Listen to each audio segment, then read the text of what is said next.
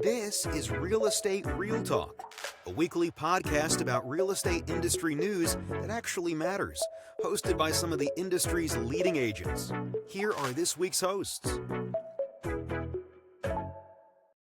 Hello and welcome to the Real Estate Real Talk podcast. Today we have Matthew Rathbun with us, who's a CRS instructor.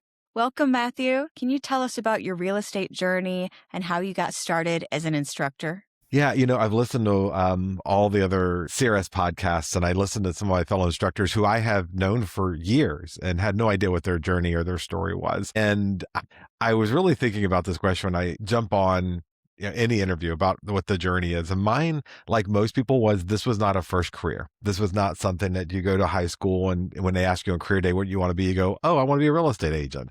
So I was in emergency services for a number of years. I started when I was a teenager, actually, and moved up for a while. And then when we started having kids, found out it wasn't really conducive to stay in that kind of world. And I wanted something better, something more controllable, and certainly something that was financially better. And my mother-in-law, who was a broker, actually suggested that I go do this while I go back to school and figure out whatever it was I was going to do. And that was oh my goodness, almost 23, 24 years ago. So I still haven't found out what I want to do when I grow up, but this is doing just fine for now. And I love the fact that I get to wake up in the morning. I can be a broker and I can be a leader in that capacity, or I can be a speaker, or I can just write off whatever AI tool I'm playing with that week by whatever means necessary. So whatever way I can justify buying something to help me do my job, I will. For this, I spent probably the first year or so as an agent. And by the end of that year, realized that just wasn't a lot of educational opportunities out there. And that I was learning things the hard way. And I started taking notes about what I wanted to do differently. And I joined the education group at our local Realtor Association, and of which I'm now the president of. And when I sat there, I realized it was a lot of chatter about hopes and desires for things, but some restraints they had. And I said, let's just do it. Let's just have these classes specifically, for new agents. And because that's the way that works in this world, is if you say, hey, let's do something, you're usually one who does it. They put me in front of an audience. And my very first class was telling real estate agents why I had a website, to which everybody in that class said, it's a fad. This is a waste of time. Thanks for your time, but we're not going to do websites. And that was, a couple decades ago. So, and then I guess I looked at my certificate earlier for some reason. I see our certificate. It didn't have a date on there, but I was able to go figure out who the president was who signed it. So I guess about 15 years ago, I became a CRS, and then, 2015, 2016, became an instructor. And for those listeners who don't know, Matthew teaches so many courses on technology, and seen as how you're an early adopter of technology like website. That's such a great connection.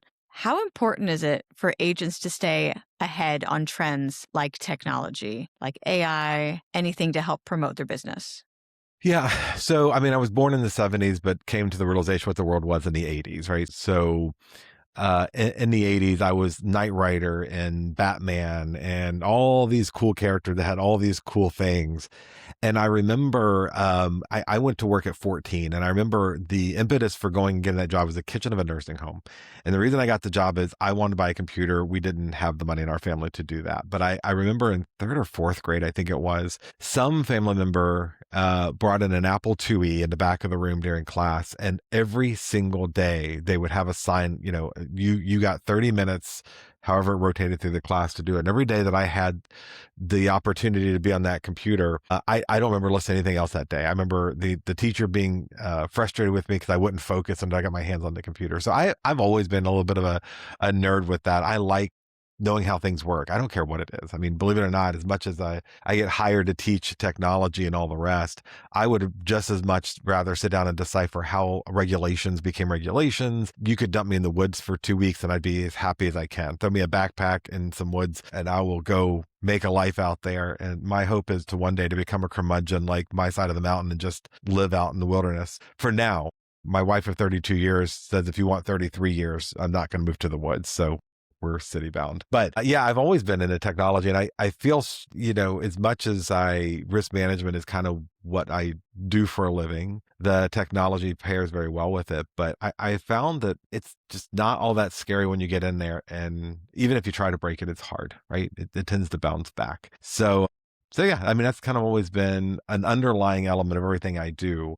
Even prior to real estate, a lot of my advancements in my prior careers were because I knew how to use a computer and took the initiative to build things and do things that nobody else in staff would. And so I kept getting promoted and put into positions because of those reasons. So, through your career, you've seen different technologies emerge with computers and the internet to social media and AI.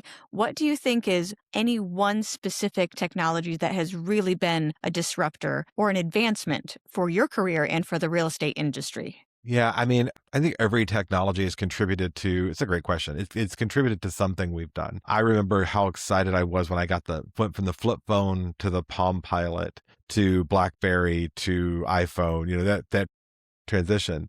I think, although we've somewhat abused it, I think the most fundamental transformative thing was actually being able to do our job on the run to go. We never had to get back to a house or to our office once we got smartphones in our hands. And that was probably the most transformational when you look at what the industry is doing. And now we're chasing every red dot for every alert, for every social media thing, for every phone call or text or whatever.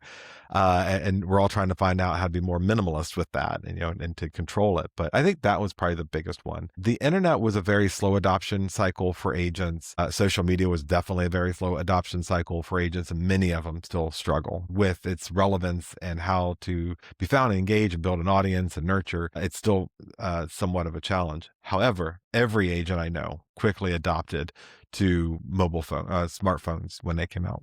So, one technology we definitely want to talk about is AI with real estate. And on April 29th, you'll be leading a group of panelists for our AI Marketing Virtual Summit. So, in just a few words, how can you describe AI in the real estate market right now?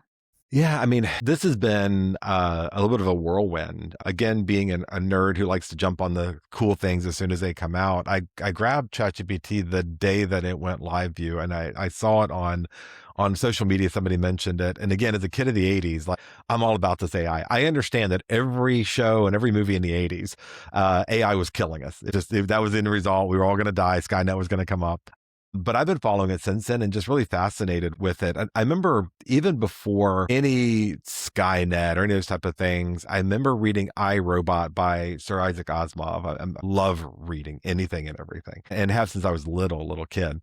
And that was an early book for me. And if you're not familiar, for the listeners who aren't familiar, I, Robot, Will Smith made a horrible movie version of it. It was garbage. The book itself is super, super good. And if you're listening, please don't come and smack me. But you could have done better. That movie was not a true adaptation of the book. The book was started with old Robbie the robot, who wasn't able to speak and was basically a babysitter. And in the very early versions of this, and this is 1947-ish, I guess the book was written, we saw in chapter 1 the struggle with trusting the robots.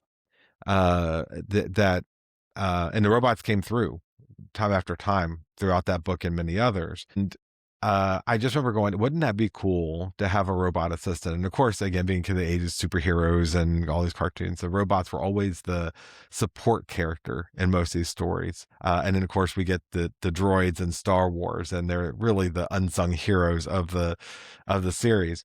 Our adoption as agents for most technology has been pretty sluggish. For AI, it's been a little bit of a weird thing to watch. More and more I get calls for the AI, and I to teach AI classes, and our panel coming up is specifically to AI marketing because it's such a broad thing. We could have a week-long boot camp, and I feel like agents would just be getting their hands on the best value for them by the end of the week. For me, the AI assistant is just that. It's an assistant. It's a way for me to do the job better, but I have to bring my creativity and my humanity to this task. And I feel like a lot of other speakers that we see on the topic of AI, or even agents I talk to about it, really miss the marriage between the humanity and the tech. And they're super into, let's go figure out how we can write a better listing description. Well, if you don't understand the consumer you're targeting, if you don't understand the buyer that needs to hear your message, you don't know where to put that message, and you don't know how to best articulate that message in that plan. And AI becomes a really good thought assistant for this, but she's still just an assistant. She has a PhD level brain on everything the world has ever offered her, knowledge, the internet, and everything else. But there's still stuff about the humanity we have to bring to marry those two together. The goal in all classes, but specifically the one that we have coming up with RRC, the AI Marketing Summit, is it's going to be in 3 parts. The first part is going to be me kind of breaking down how to make this a useful thought assistant, and how to humanize the process, what tools we need to invoke, and how we ask for GEMs or GPTs or our trained assistant to get back to us. Every agent I know has constantly asked for an assistant. Some can afford it and some can't. Now, for less than $20 a month for most platforms, you can have a PhD level assistant who never gets sick, who never lets you down, who never challenges you unless you ask it to. And it really can supercharge an agent. I'm not one of those people who go, agents not using AI won't have a place in this business. I don't think that's true. I do think you have to accept that you won't be as profitable or productive as agents who are using the right tools, but that's true for every tool.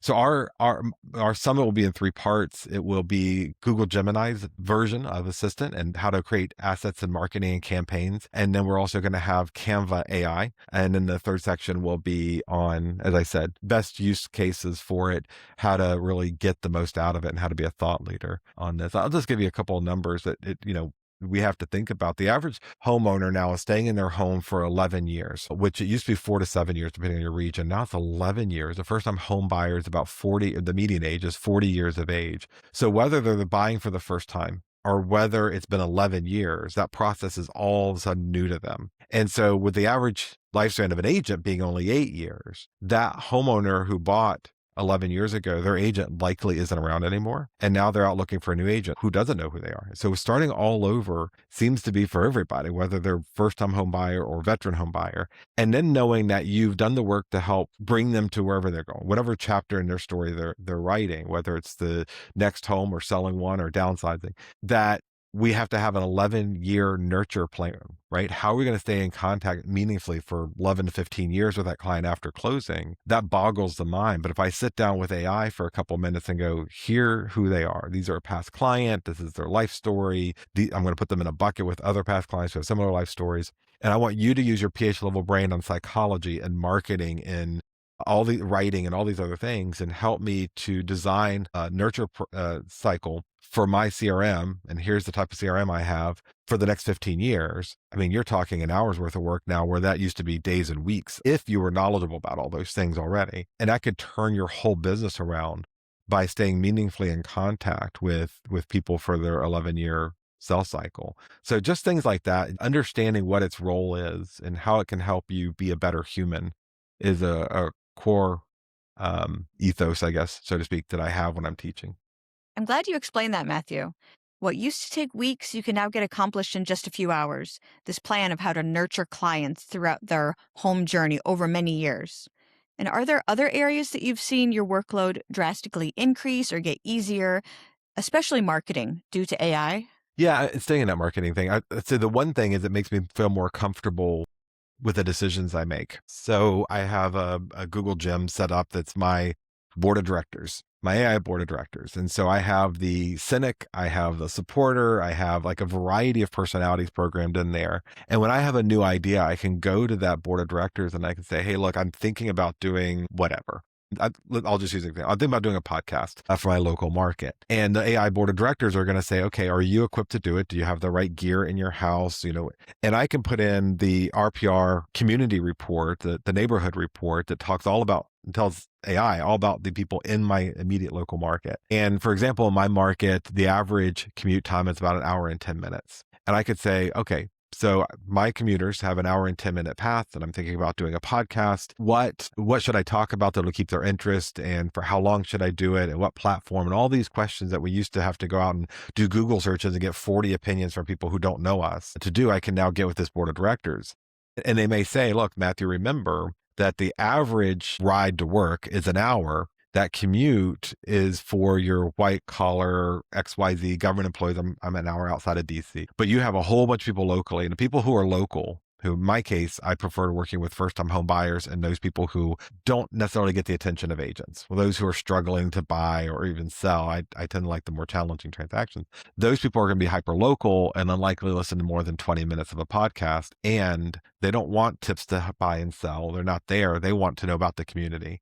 And so I can say, okay, I'm going to do a podcast. I get my coach, my AI coach, to challenge me about the fact that it needs to be about the consumer, not about me. It needs not need to be a real estate all the time. And then I go, okay, help me build content. Like what's going on around town that they're going to find useful in a podcast. And instead of me spending hours and hours searching for something to talk about, I can ask AI. Matter of fact, I have prompt. It's a very simple one that says every morning at 5 o'clock, email me 2 Facebook ready posts about things going on in the community or neighborhood that my clients and their families would enjoy doing, usually for low cost. Give me the details, give me the registration link, and put it in my voice so it sounds like me. And so every morning when I wake up, AI has a Facebook ready copy and paste post, and then I can decide which one more aligns with my vision of my brand. And then the other one I discard or I'll save it for the next day. Because sometimes it'll bring up stuff that isn't really in alignment with my brand, or it may be a community event that has maybe a political trigger, and I don't want to either endanger the people who are participating because there's some people we have to be careful with out there, or spend my day with people who are offended by what I put out there. So that's just not my brand, is to be offensive. So AI helps coach me through all that and then does the research through it and makes me think. I don't always agree with it. And sometimes I make a choice to go do this big idea anyways, but at least I've heard other ideas and other concepts and other challenges from it. And then it helps support the plan. You just listed so many great ideas for agents, especially with AI and marketing. And it's so important to find your own voice and unique personality and how to keep that with whatever tools anybody chooses to use. So prompting is so essential to get correct, to get the most personalized results with AI, so you can differentiate yourself and not put out the exact same content as every other agent. Do you have any prompt suggestions or tips for somebody just starting using AI for their real estate career? Yeah, it's a great question. So there's a couple stages to that. One is just like anything else, it all starts with a good plan. And one of the things I find that agents fail in a lot is treating themselves like a CEO. They're their own brand. They're their own institution. And there's 1.5 million realtors out here. And if you're in a company, like my company is just shy of 300 agents, you have all the same tools and resources. Yet every one of those agents is uniquely different. They have a different story to tell. They have a different heart for different type of consumer. They have different experiences. And so you and I could sit here right now and put the exact same prompts in our AI assistants, and we would get different results if we were using and prompting it well. And so first we're going to start with, you still need to have a business plan. AI can help you develop it, but you still need to put your heart and soul into, who do I want to be as a brand? And putting in this kind of generic stuff, agents like, oh, I want to be a top producer. Why? You could have the most sales by just saying, I'm only charging $1 for my service. And you can get a top producer status, but wouldn't you rather be profitable? Wouldn't you rather have better home relationships? I mean, we have such a high degree of divorce and challenges across the country, but certainly in real estate, it seems to be one of the more challenging fields to keep a family together. What's the cost of being number one?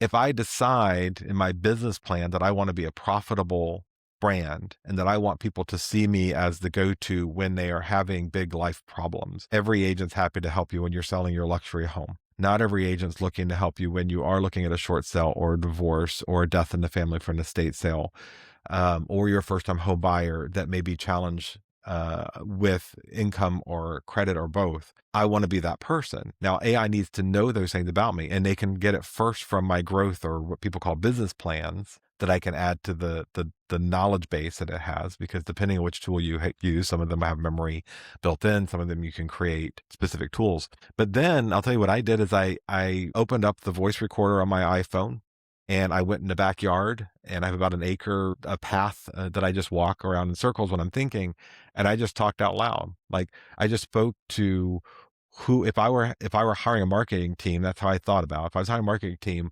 what would be important for them to know about my brand? What is my strengths? What are my weaknesses? I'm going to do a SWOT analysis and give it to AI just like I would any other business coach or broker.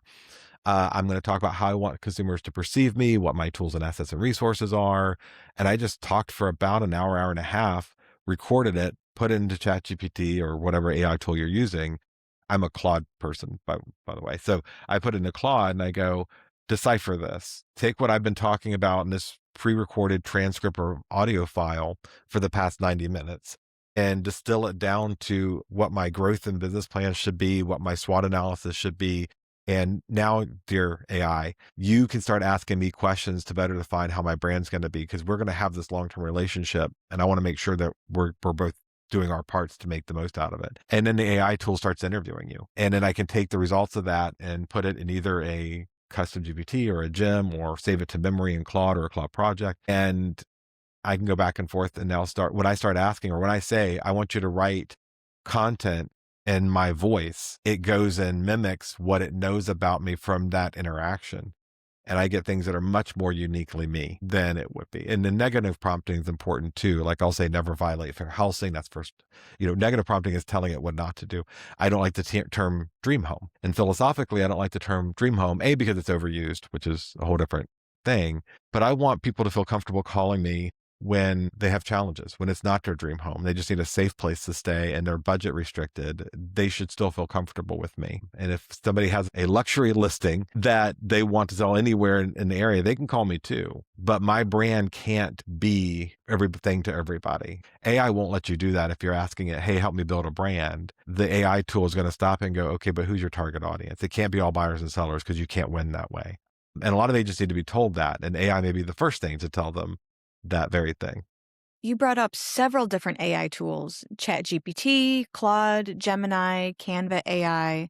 For an agent looking to begin working with AI for the first time, are there tools that you would recommend in that situation? Sure. Man, there's so many, but I do think, so we'll talk about the three major AI, what we call frontier models right now. And there's a bunch of them. There's some that are just for funsies, Grok and Meta, Facebook. I would never use those in a business setting. And there's longer explanation as to why. I just don't think they have a place there. But you have Anthropic's Claude, OpenAI's ChatGPT, and Google Gemini. Those are the three primary frontier models that I do focus on. If you're only choosing one, I think Google Gemini is probably the one to choose. I know ChatGPT has a much broader user base. They were first to market, and they've got a couple of nice connectors and things that aren't available anywhere else. But most people who are using Google products or Gmail and all the rest will get the most benefit from Google Gemini. But the most frustrating answer that people get from me when they ask that is they're different things. Google Gemini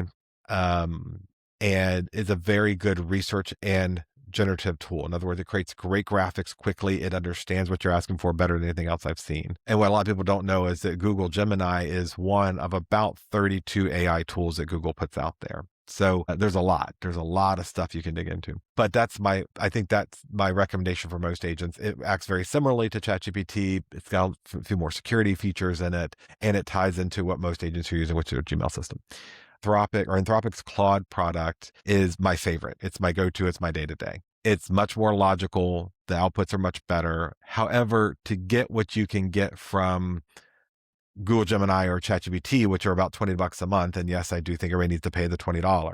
I heard it said the other day that the free version of ChatGPT is a flip phone compared to an iPhone, with the $20 a month investment. And most of us are getting coffee that's $16 at Starbucks in the morning, so it's not that expensive. ChatGPT is a good Leatherman. It's a utility. It's got all the things to do all the places, but it's not the perfect thing for everything. So for high logic, policy creation, risk management, professional writing, structured writing is Claude. ChatGPT is for kind of whatever you're doing and research. Google Gemini is for content development and content creation and then deep research. So I think if there's three tools I'd recommend to agents, one would be Claude Gemini. The second would be Notebook LM by Google, and it's notebooklm.google. It is such a powerful tool. And then the last one, of course, is Canva with its AI built in. You could rule the world with Google Gemini, Notebook LM, and Canva. It's always great to hear stories about how these tools are benefiting agents and their businesses and their careers. It's also important to see how mistakes can happen with AI and marketing. Can you touch on some of the pitfalls to be aware of with using AI and how to avoid them? Yeah, wow, we'd be here for hours. The mistakes.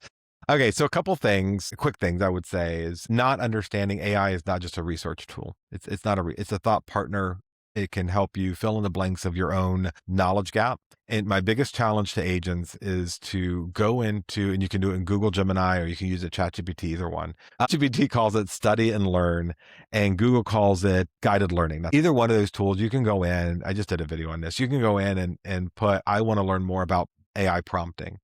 And it's going to go, okay, what kind of learner are you? Do you need hands-on? Do you prefer video? Do you prefer audio? Do you want to read things on your own? And you answer 2 or 3 basic questions that it guides you through. And if you've been using the tool for a while, it already knows the answers and it won't ask you. And it goes, okay, here's your 7-day learning plan to mastery of whatever this is. It could be chat GPT prompting. I think the biggest mistake agents make is they don't understand actually how to use the tool as a thought partner, as an assistant, and that they tend to just go ask it questions and move on instead of having ongoing dialogue and spending the time to set it up properly. The next thing is that agents want the knowledge they would get from a 2.5-hour movies, but they want it in a 3-minute TikTok section. It doesn't work that way. It takes, like anything you're going to do, investment to understand how the tool works. There's countless YouTube videos and guided learning processes. And today I was taking a free class for educators rather, on AI from Anthropic. And I thought I knew all this. And I teach a class for instructors on using AI. And I went, oh,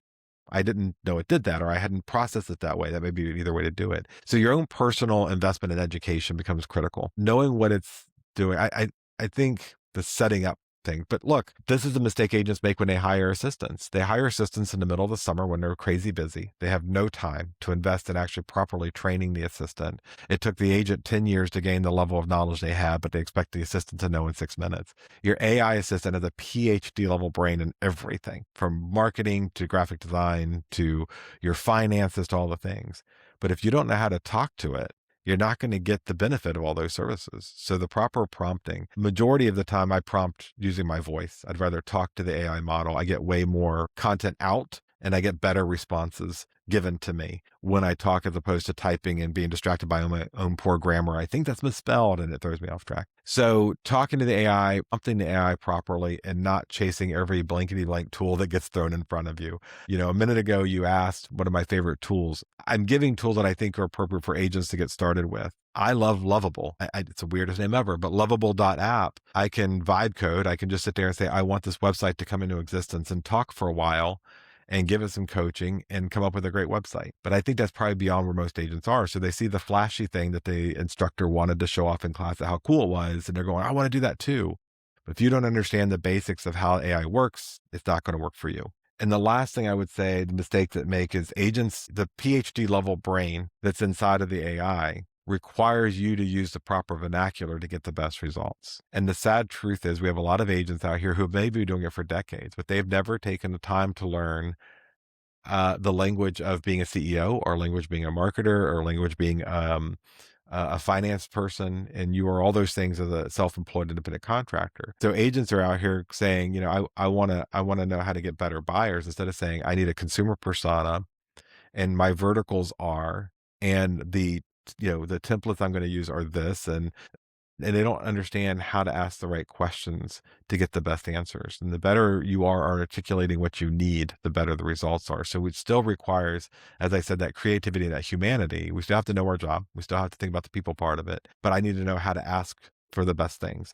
If I'm asking it to help me script a Instagram video, knowing that it's important for me to have a hook and to define what a hook is in the first section. If I'm writing a listing description, which is what most agents say, oh, this is good for writing listing descriptions. But if you don't know what GEO is, if you don't know generative engine optimization and how AI indexes what our content is, if you don't know that 47% of searches are now being done by Google and the rest are being done by AI, that means your consumer's there. If you don't understand that consumer behavior and the marketing lingo to get the best results, you're not going to get the best results. So asking for a video with a hook on my consumer persona of first-time home buyers of age 40 and what benefits I have for them, and then writing the script and writing the listing description with the right elements and an FAQ and all that kind of stuff, you could fail. But agents who didn't know those things before were still struggling. You still needed to know marketing terms and finance terms and business planning terms. And as a coach, I need to know,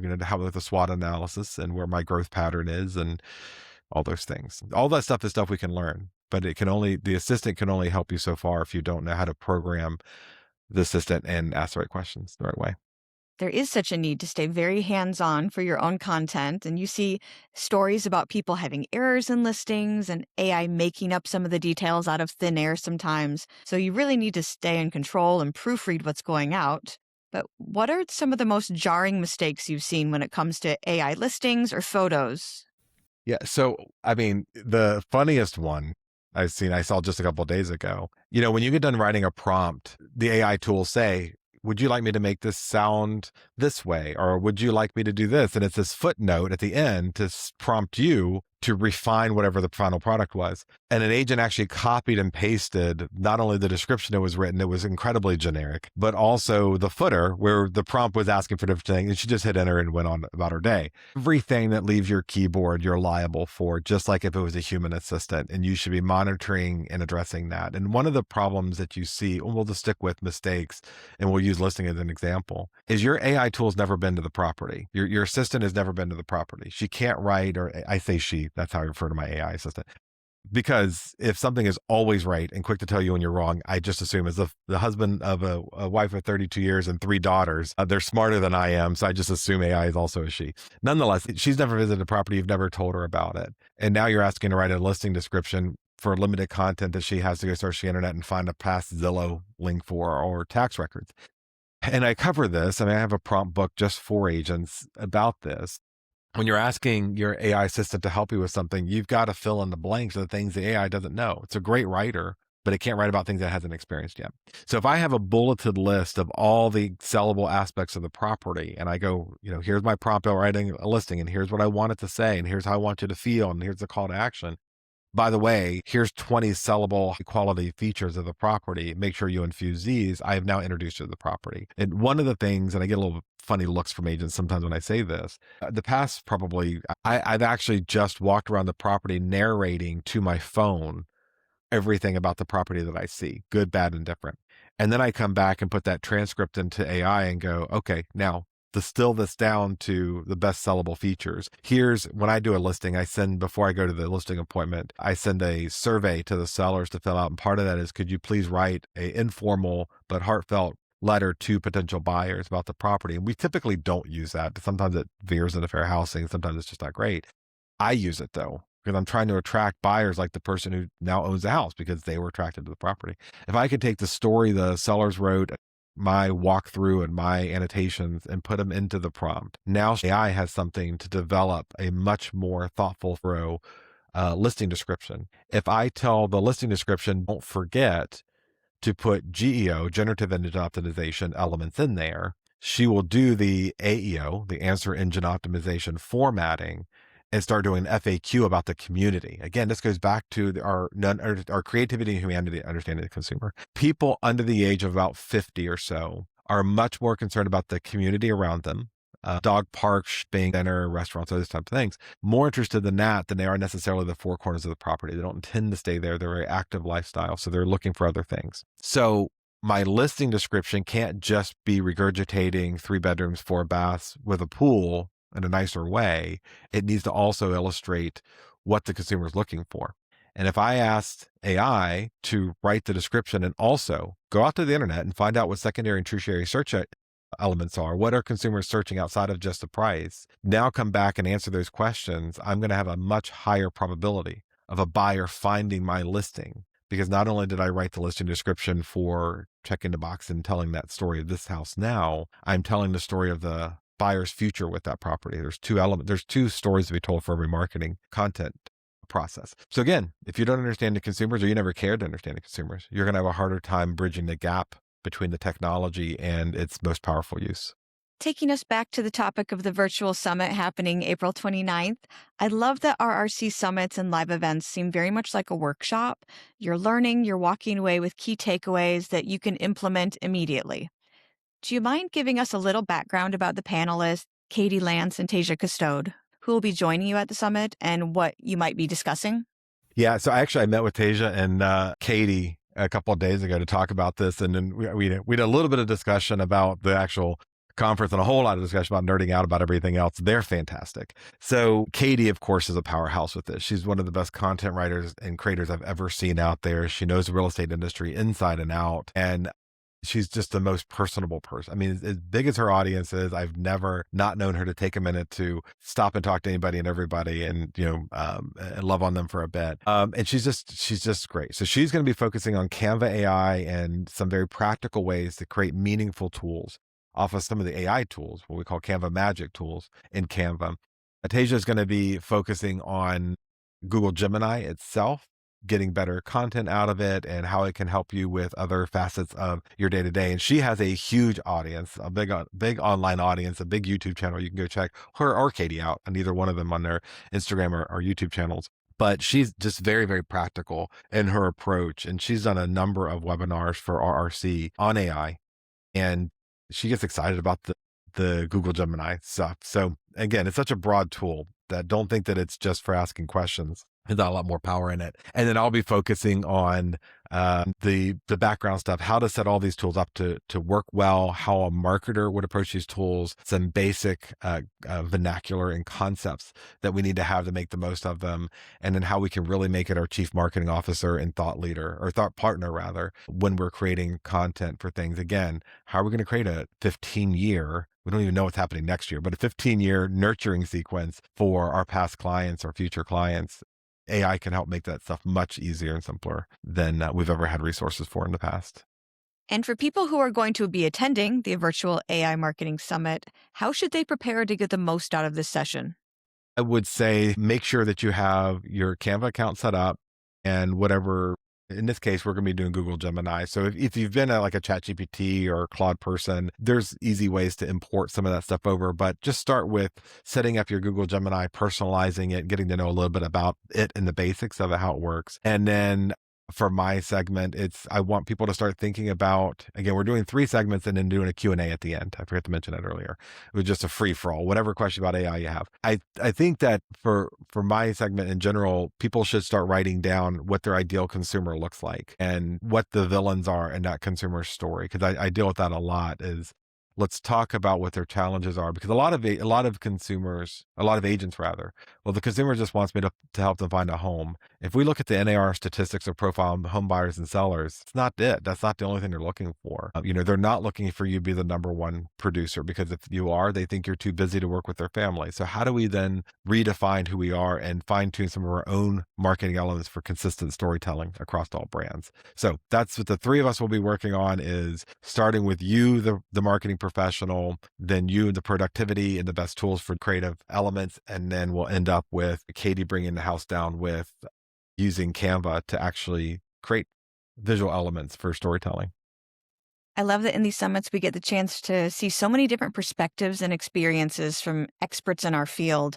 As an instructor, what has been some of the most valuable knowledge that you've gained from your fellow CRS instructors? The thing I think that we can gain most from all these classes we have and the experience that we have with all the CRS and RRC instructors is that you still need to know the fundamentals of real estate before the AI tool is actually powerful for you. So if you go take Jack Cotton's luxury listing, that's great. Go take that luxury listing class. Go take that session with him to understand how luxury works and how your target audience is. But then sit down and go ChatGPT or Google Gemini. I've got this luxury listing. Help me create a press packet, and also go do a deep dive on the internet and find the contact information for all the housing editors for all the newspapers in the state who I can send this press packet to. That's the next stage. But if you didn't understand the fundamentals of luxury business, you won't know what questions to ask of AI, nor if the final product is good. If you're going to go take Addie Owens has a class on divorce, and she does a great job. I took it a couple years ago. I took lots of notes, but I need to go put those notes into AI and go, now help me create checklists to ensure that I'm best practices and checklists to ensure that I am connecting properly with these clients. What are some of their villains? What are some legal things I may not have considered? What are some housing related things? Addie's going to talk about in her divorce class who the people are. And I share this a lot. That house for a divorcing couple is the last vestige, a physical manifestation of the promises they made with lives together. It's not just a real estate transaction, and they may seem like they're getting a little nutty about it in the end and maybe a little overly concerned about what appears to be minor things, but it's not. It's very emotional.